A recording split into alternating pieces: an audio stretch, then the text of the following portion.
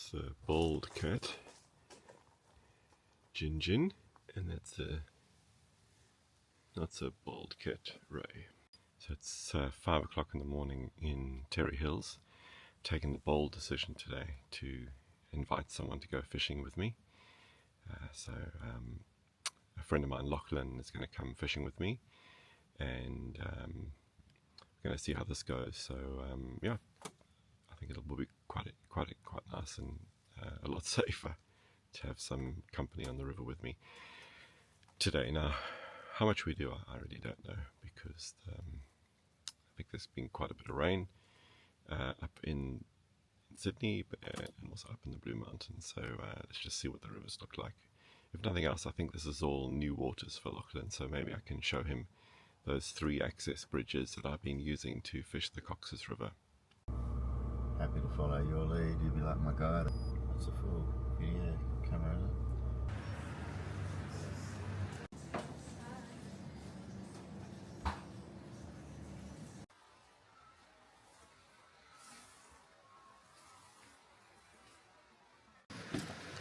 So Lachlan, so you've got your waders in a Yeti, what's it called? A Yeti Panga? Yeti Panga. Show me that. Great bit of gear. Just keeps everything nice and neat and tidy. All my wading boots, my waders. You can even fit a fly rod in there. Very nice. A tube. It's got a few storage.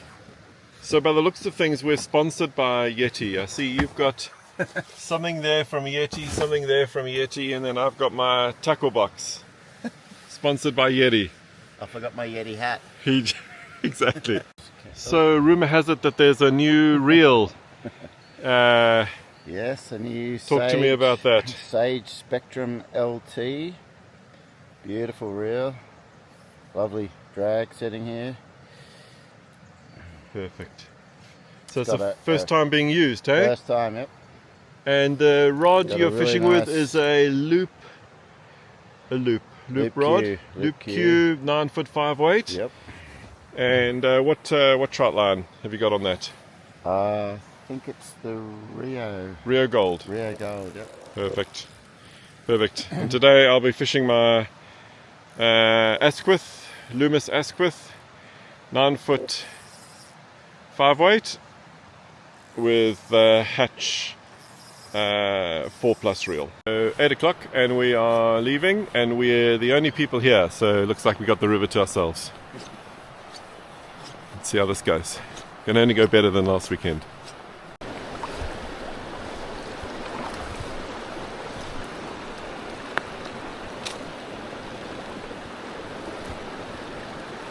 So lucky, hard yakka, hey? Beautiful river though. Awesome river. Yeah. Have you seen any fish? Have you seen a rise? Not yet. No, me neither. Yeah, a lot of fresh water. Gotta watch your back cast over the trees a bit. Yeah, I've lost about 4 flies. Yeah. Alright. We'll keep going on. Another couple of hours and we see how we've gone and we can make a decision. Right. Weber temperature check. Outside 12.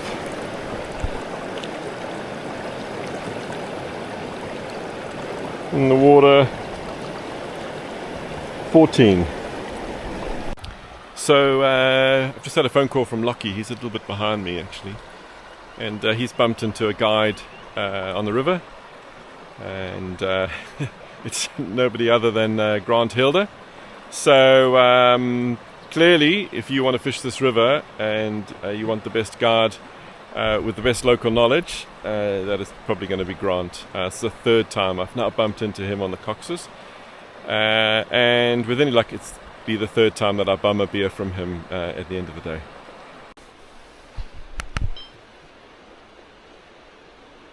Pretty surprising for me, but I think that is a fish. But I do not know. I'm going to change to dry dropper rig with a little light nymph, just a few centimeters down. But that is a fish. But I do not know. Geez, that looked like a fish. But it was not. It was a swaying weed with a tail.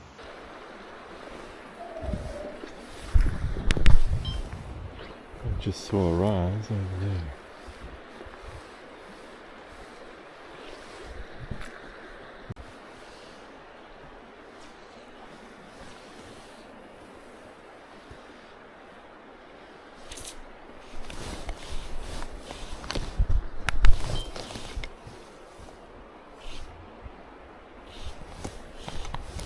Wow.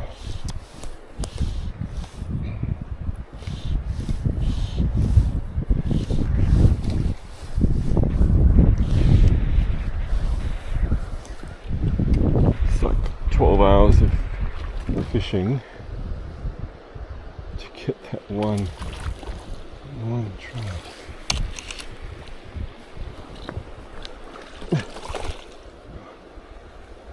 5.5x. There we go. Whew. It was hard yakka for that guy. Get the river litter out. Oh, he is beautiful. He is just stunning. There's it. There we go. Cut that bit out of the video. Right, buddy, don't worry, I'm gonna release you.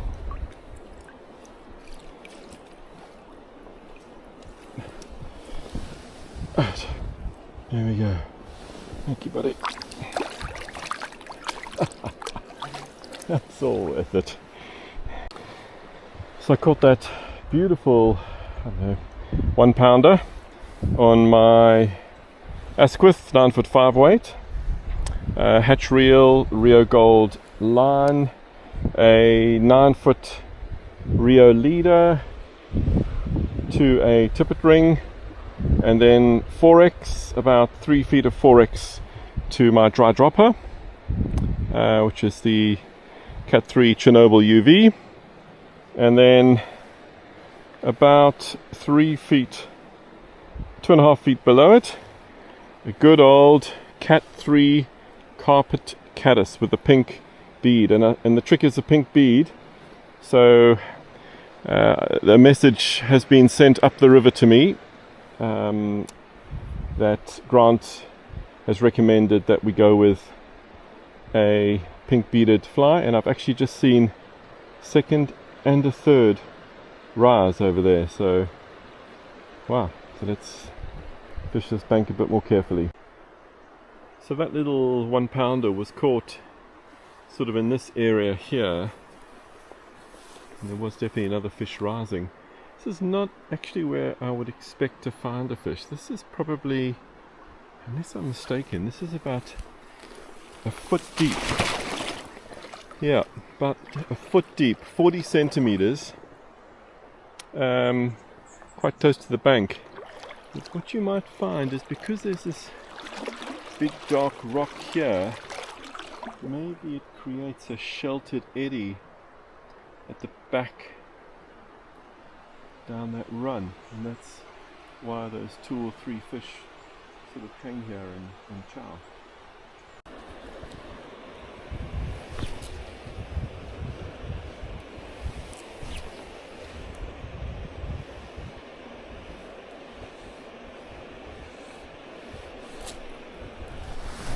Oh,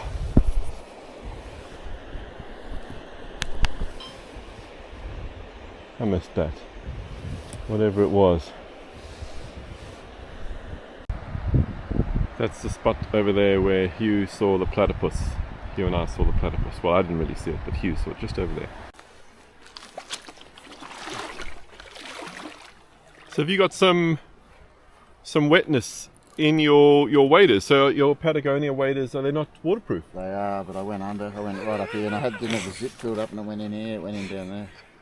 So over the top, hey? They went over the top. They're only. So this is the first. Oh, it actually is still raining, hey? It's been raining the whole day. We didn't pick a very good day to come fishing from a weather perspective. But you're enjoying the river though, hey? Ah, it's awesome. Yeah. Great river. Good. The waterproof backpack in the rain, combined with the way that I've set myself up with the fly box here, in other words, everything that I need to change flies on the river, put on a quell, do the desiccant, change leaders, that is actually working incredibly well. And it has never worked better than today in the pouring rain. So what I've always found with my vest, and of course I absolutely love that Sims vest of mine, but what I've always found is when it rains, you have a dilemma. Do you put the vest over your rain jacket, in which case the vest gets sopping wet, or do you put the vest underneath the rain jacket? Now, of course, the obvious one is you put it underneath the rain jacket. But then, every time you want to do anything, change a fly, put on, change your leader, put on some quell, you've got to undo the zip of your jacket. It also assumes that you've got a jacket that's big enough to go over your vest. Actually, the one I've got here, my good old Rab vest, it's not big enough to go over my jacket and then zip it up.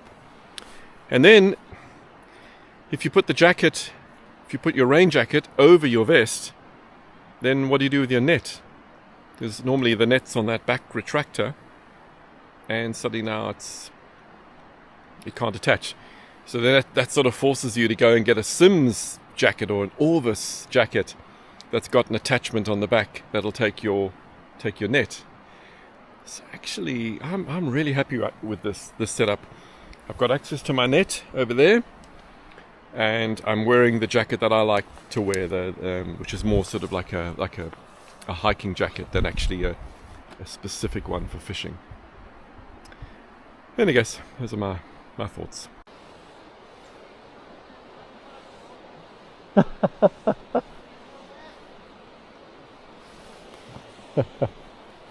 We meet again.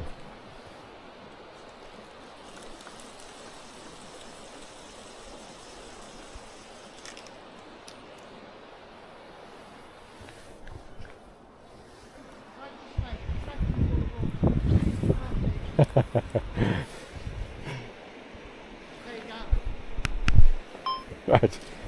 I've bumped into again. Yeah, really good. Great to see you.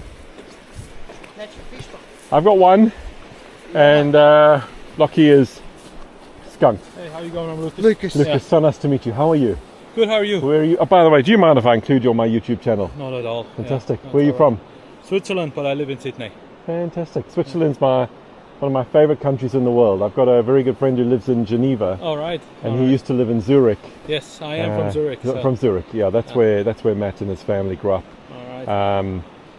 And I've been travelling there to see him since he stayed with us when he was an exchange student, when he was 18. So that's right. That's when I met him.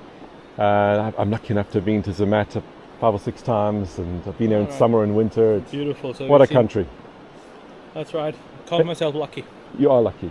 Yeah. And do you trout fish in Switzerland? No, not at all actually. I'm first time. Right. First timer. I usually fish saltwater. Right. So I have a good guide here. We were lucky. You do. We've bumped into each other 3 times on the river. The beer's in the car, don't panic. It's on ice. I was wondering earlier if it was going to be 3 from 3 with you giving me beers from the boot of your car. Good. Good. And have you caught? Sorry? Have you caught some fish? Yes, we have. Good. We were lucky, yeah. Well done. You did well. Oh, What you got? 3? 3. Yep. Well done, mate. Proud of you. First time holding a fly rod. You can't be too upset with that. Well, I've been fishing since I was 6 and I've got 1, so... Yeah. It's called fishing, not catching fish. Yeah, that's right. Good. Well done. Well done. just saw those risers. We got the fish pond trifecta here. I'm obviously wearing one. There's Lockie. And there's Grant over there with his fish pond camo. Grant's taking us in a tricky route here.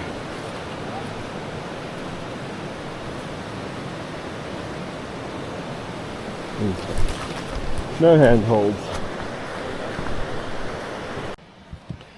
Not sure if you can see that, but it's full of water.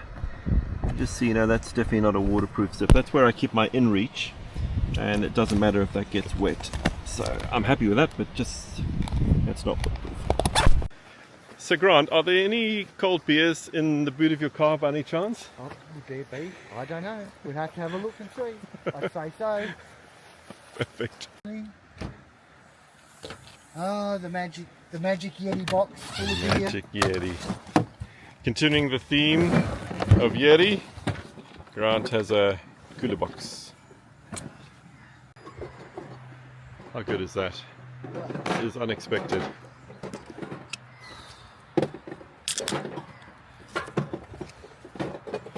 I'll call it the right thing this time. Oh, has anyone got Perfect. a bottle opener?